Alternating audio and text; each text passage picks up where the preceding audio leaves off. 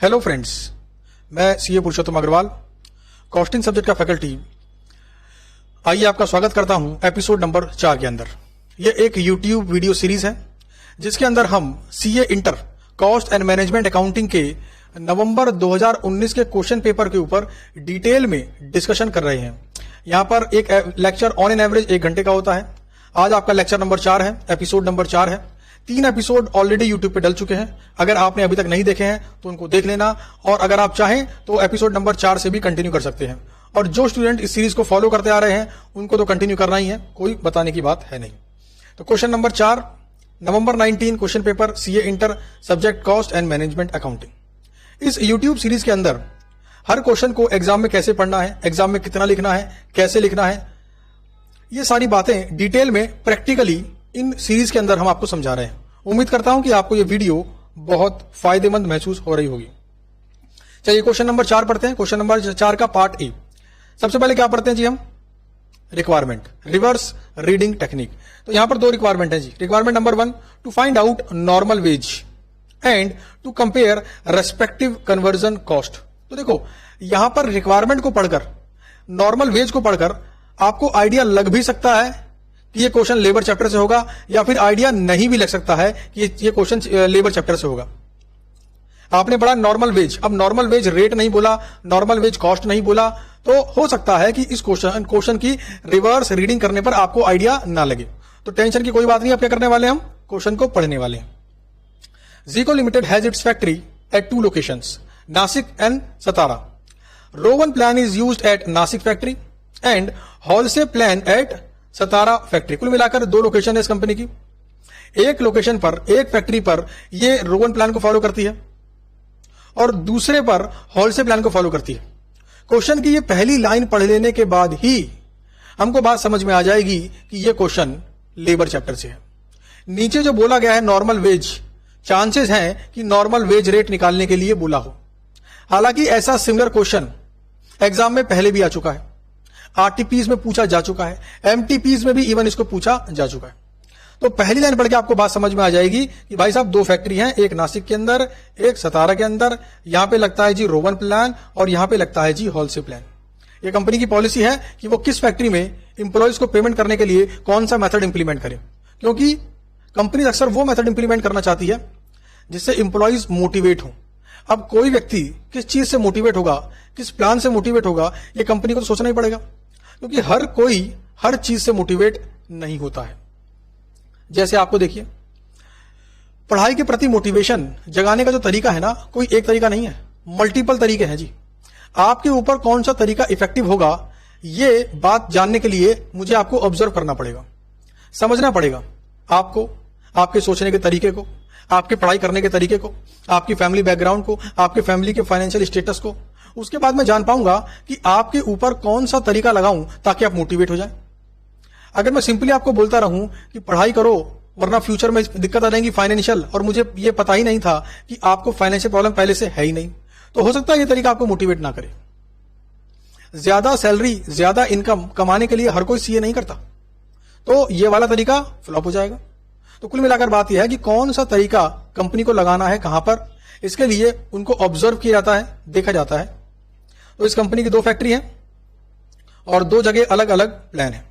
Standard time and basic rate of wages are same for a job which is similar and is carried out on similar machinery. देखो standard time भी same मिलेगा, यानी दोनों factory में अगर कोई job आई जो कि सेम टू सेम है, तो नासिक की फैक्ट्री में जो टाइम है स्टैंडर्ड कि भाई इतने घंटे में हो जाना चाहिए, वही टाइम मिलेगा दूसरी फैक्ट्री के अंदर। अच्छा, बेसिक रेट ऑफ वेजेस, यानी बेसिक वेज रेट भी दोनों जगह सेम है। अच्छा, स्कीम अलग है बस, मशीन भी सेम यूज करेंगे काम करने के लिए, अच्छी बात है। Normal working hours is 8 hours per day in a 5 day week. एक हफ्ते में 5 दिन काम करते हैं और एक दिन में 8 घंटे। धीरे धीरे काम करने का यह तरीका प्राइवेट कंपनीज में नॉर्मल होता जा रहा है।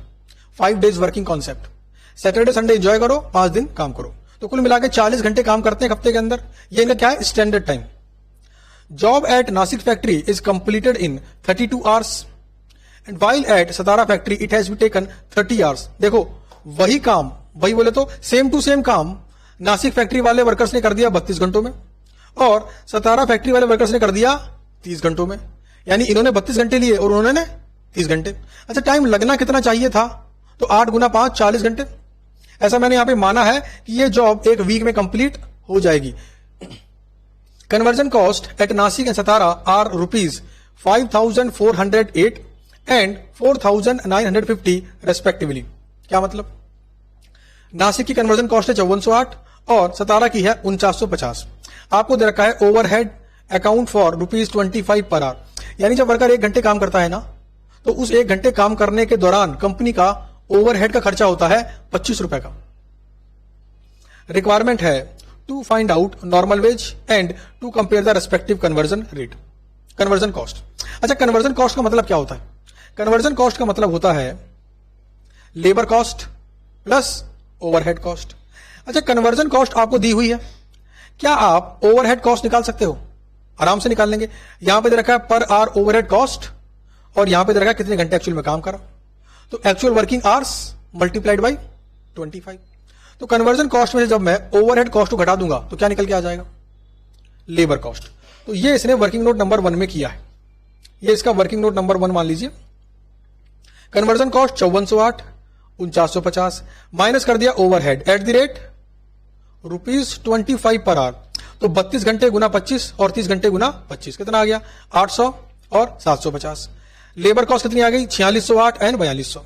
अब कुछ बातें यहीं पर समझाता हूं आपको जो एग्जाम में आपको नहीं करनी है, जिसकी रिक्वायरमेंट नहीं है, आप नहीं करोगे उसके नंबर भी नहीं कटेंगे। देखो, इस वर्किंग नोट के अंदर कुछ इंफॉर्मेशन आपको लिखकर बताई गई है, उसे आपको लिखने की रिक्वायरमेंट नहीं है सेम वर्किंग नोट में।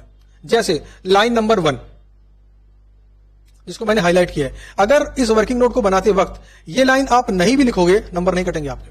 तो क्यों लिखे, अपना टाइम क्यों खराब करें? ये क्वेश्चन 10 नंबर का है और 10 नंबर के क्वेश्चन को करने के लिए आपको मिलते हैं 18 मिनट।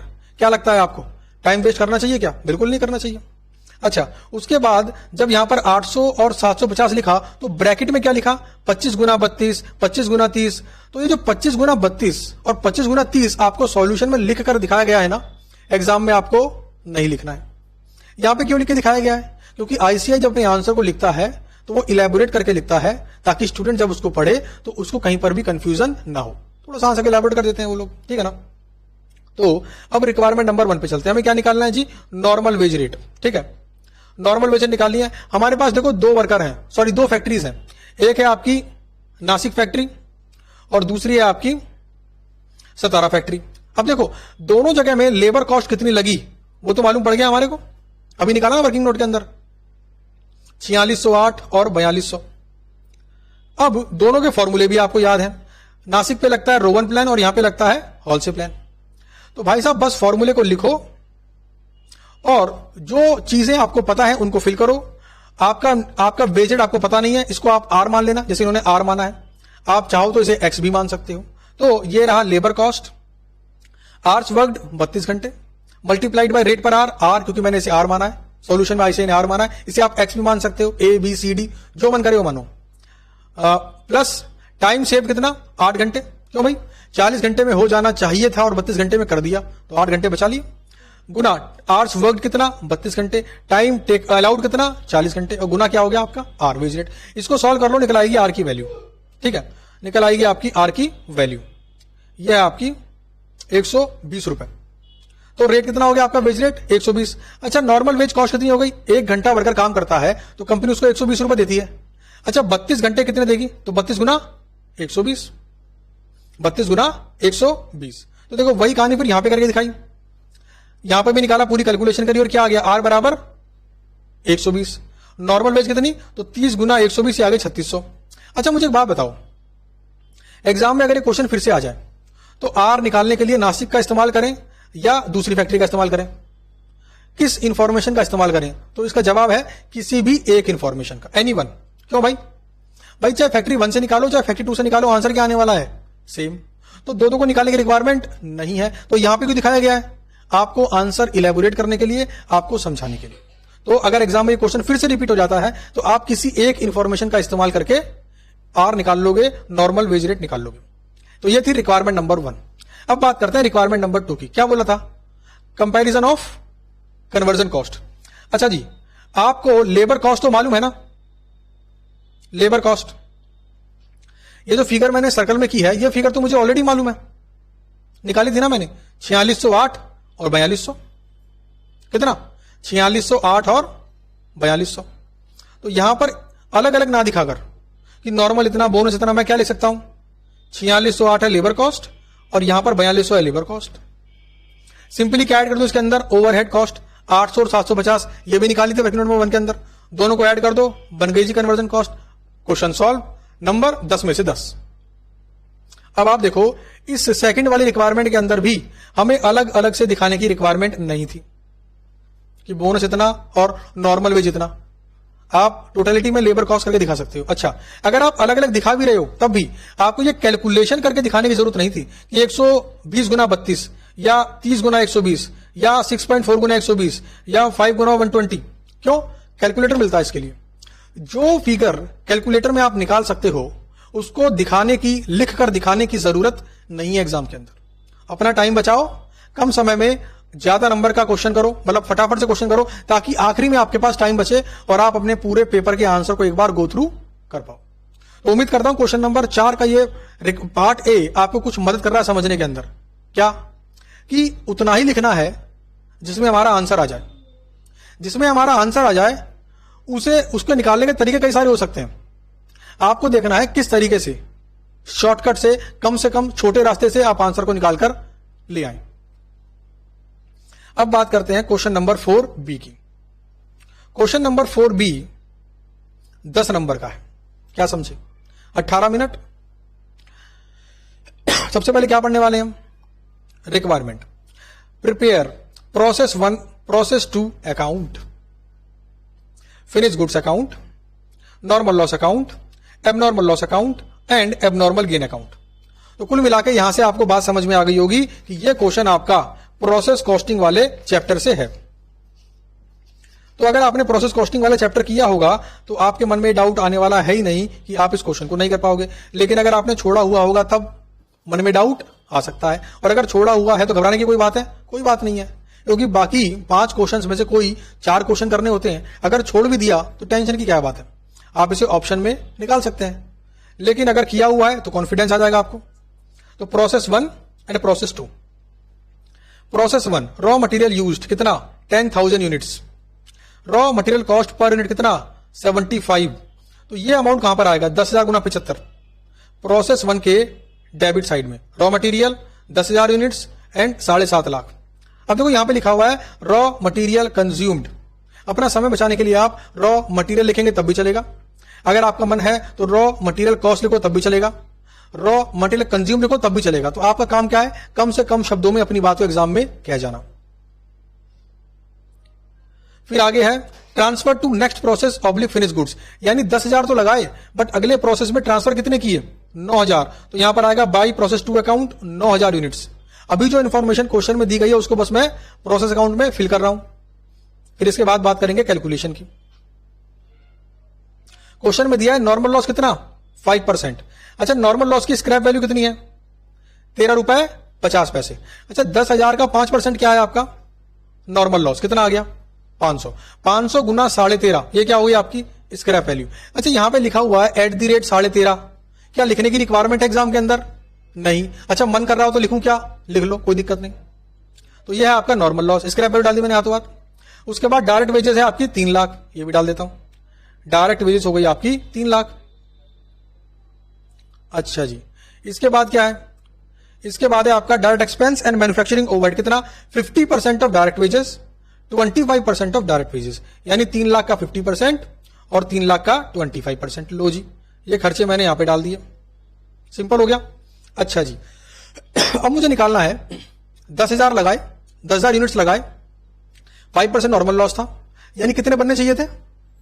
9500 यूनिट। अच्छा, बने कितने? 9,000। अच्छा, 500 कम बने क्या? हाँ, तो 500 ये क्या है? Abnormal loss. सिंपल सी बात। अच्छा, क्या इस कैलकुलेशन को यहां पे वर्किंग नोट बना के करके दिखाने की रिक्वायरमेंट है कि मेरा एबनॉर्मल लॉस कैसे आया, एबनॉर्मल लॉस यूनिट्स कैसे आए? नहीं। अब निकालूंगा मैं कॉस्ट पर यूनिट। सिंपली मुझे क्या करना है? सारे खर्चों को ऐड कर देना है, माइनस क्या कर देना है मुझे? Scrap value. तो 7.5 lakh plus 3 lakh plus 1.5 lakh plus 75,000 minus 6750 divide by कितना? 9500 यूनिट। क्या आ जाएगा भैया आपका 133.50। ये क्या है कॉस्ट पर यूनिट, यानी प्रोसेस 1 में एक यूनिट को बनाने पे कितना खर्चा हुआ 133 रुपए 50 पैसे। तो बस सिंपल है, 9000 को भी गुना कर दो इसी अमाउंट से और 500 को भी गुना कर दो इसी अमाउंट से, बात खत्म। प्रोसेस 1 अकाउंट बन गया जी। अब बात करते हैं प्रोसेस 2 अकाउंट की। देखो प्रोसेस 2 के राइट साइड में क्या आ रहा है, प्रोसेस 1 के राइट साइड में क्या आ रहा है प्रोसेस 2, तो वो फिगर तो यहां पर आ जाएगी छमछम करते हुए लेफ्ट में। तो प्रोसेस 1 से आई 9000, कितना अमाउंट 12,15,000, ठीक है 12,01,500। अब पढ़ते हैं जी बाकी चीजों को। यहां पे बोला गया ट्रांसफर टू नेक्स्ट प्रोसेस कितना है जी 8200 यूनिट्स, तो यहां पे लिख देता हूं 8200। अच्छा और क्या क्या है 5,60,000, अच्छा 10% नॉर्मल लॉस भी है और 145 क्या है स्क्रैप वैल्यू। अच्छा 10% है नॉर्मल लॉस, तो 9000 का 10% कितना 900। स्क्रैप वैल्यू क्या है 145, तो 900 गुना 140 क्या हो गया 1,30,500। आगे बढ़ता हूं 5,60,000 क्या है direct wages, 65% of direct wages क्या है direct expenses and 15% of direct wages क्या है मैन्युफैक्चरिंग ओवरहेड। ये तीनों खर्चे कहां लिख दूंगा मैं डेबिट में लिख दूंगा। ये लो जी मैंने तीनों खर्चे लिख दिए।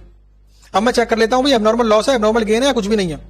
9000 यूनिट्स लगाई थी प्रोसेस 2 में, मुझे मालूम था कि 10% का लॉस तो होगा, तो मुझे कितनी बनानी चाहिए थी 8100। अच्छा बनी कितनी है 8200। ओहो 100 का फायदा हो गया। 100 क्या है आपका एबनॉर्मल गेन, ऐसा कोई गेन जिसकी हमने उम्मीद नहीं की थी, जैकपॉट।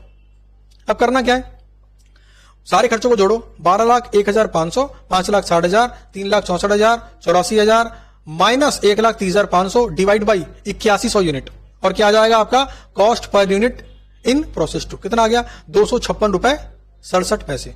तो 8200 को भी इसी से गुना कर दो और 100 को भी इसी से गुना कर दो। लो जी बन गया जी प्रोसेस 2 अकाउंट। रिक्वायरमेंट नंबर 1 धराशायी, सिंपल है। आगे बढ़ते हैं जी फिनिश गुड्स अकाउंट की तरफ। देखो फिनिश गुड्स यहां पे पहले कहां से ट्रांसफर आएगा फिनिश गुड्स से। देखो यहां पे राइट साइड में आ रहा है, तो ये छम छम करते हुए कहां पे आ जाएगा डेबिट साइड में। तो प्रोसेस 2 से आया 8200 यूनिट 21,04,667। अब ऊपर इंफॉर्मेशन पढ़ के आते हैं और इंफॉर्मेशन क्या दे रखी है। कहता है 8,000 units of finish goods were sold at a profit of 15% on cost and there was no opening and closing WIP। कुल मिलाकर बात यह है 8,000 यूनिट्स हमने बेच दी है, तो हम पे थी कितनी 8200, 8 तो बेच दी हमने और 200 हमारा क्या है स्टॉक के रूप में पड़ा हुआ है बैलेंस शीट। तो बस 800 गुना क्या करना है 256.67 ये फिगर आ जाएगी, 200 गुना 256.67 ये फिगर आ जाएगी और ये चली जाएगी कॉस्ट ऑफ सेल्स के अंदर। वहां पर सेल डिफरेंस प्रॉफिट जो कि हमें निकालना यहां पर नहीं है, क्वेश्चन में रिक्वायरमेंट नहीं है। अब बात कर लेते हैं जी आगे नॉर्मल लॉस अकाउंट की। देखो नॉर्मल लॉस में जो डेबिट में आ रहा है ना, ये दोनों फिगर कहां से आ रही है प्रोसेस 1 और प्रोसेस 2 से। वहां पर क्रेडिट साइड में थी तो छम करते हुए लेफ्ट में आ गई, ठीक है सिंपल सी बात है। अच्छा क्या करना है मेरे को, अब मुझे नॉर्मल लॉस यूनिट को बेचना है। तो ए में नॉर्मल लॉस कितना था 500, तो मैंने पूरी 500 बेच दी। अच्छा प्रोसेस 2 में नॉर्मल लॉस कितना है मेरा 900, बट मेरा एक्चुअल लॉस कितना है 800, तो भाई 800 ही तो बेचूंगा। मैंने सोचा था कि 900 का नुकसान होगा, बट एक्चुअल में नुकसान कितने का हुआ 800 का, तो भाई 800 ही तो बेचूंगा जब बेचने की बारी आएगी। तो 800 बेच दी मैंने 1,16,000 में।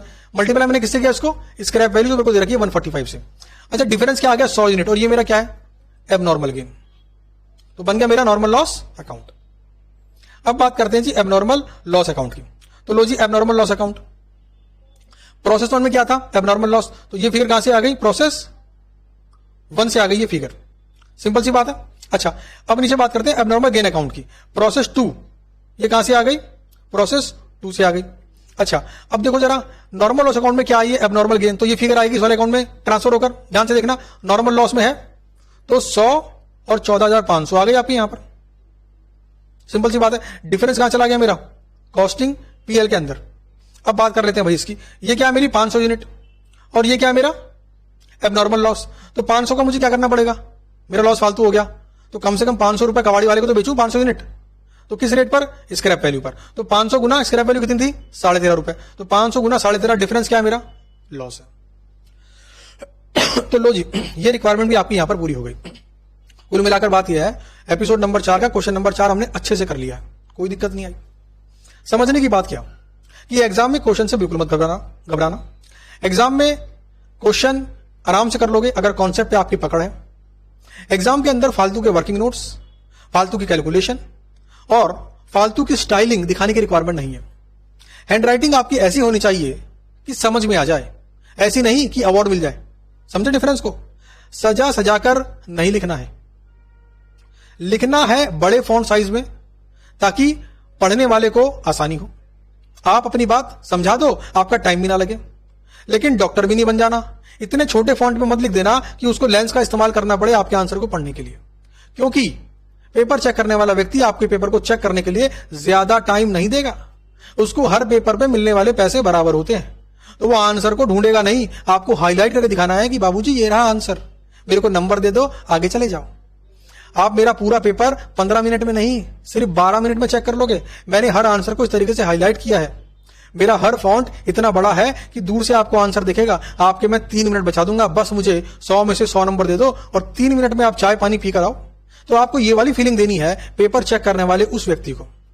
उम्मीद करता हूं आज का ये एपिसोड आपको बहुत अच्छा लगा होगा। आपको बात समझ में आई होगी कि एग्जाम के अंदर कितना लिखना है, क्वेश्चन को कैसे पढ़ना है और किस प्रकार से आंसर को प्रेजेंट करना होता है। और यहां पे हमने इस्तेमाल किया है एक्चुअल क्वेश्चन पेपर का, वो क्वेश्चन पेपर जो एग्जाम में आया था। समझ गए ना बात को? मतलब खुद से बनाया हुआ कोई आरटीपी एमटीपी ऐसा कुछ नहीं है, ये वो क्वेश्चन पेपर है जो एग्जाम में आया है। चलिए, उम्मीद करता हूं आपको वीडियो में मजा आ गया होगा, और वीडियो में अगर मजा आ गया है तो आपको इस वीडियो को लाइक कर देना, अपने दोस्तों के संग शेयर कर देना। चलिए, मिलते हैं आपसे अगले एपिसोड के अंदर। Thank you.